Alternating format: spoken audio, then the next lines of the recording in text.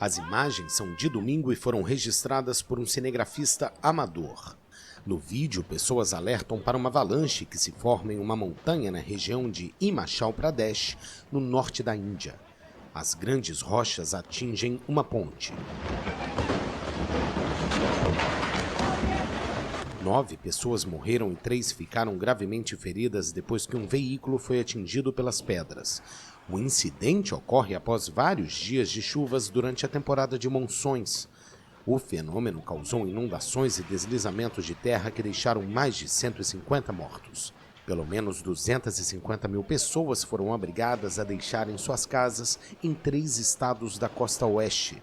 Inundações e deslizamentos de terra são frequentes durante a temporada de monções na Índia, que duram de junho a setembro. Mas especialistas consideram que a mudança climática aumentou a intensidade do fenômeno.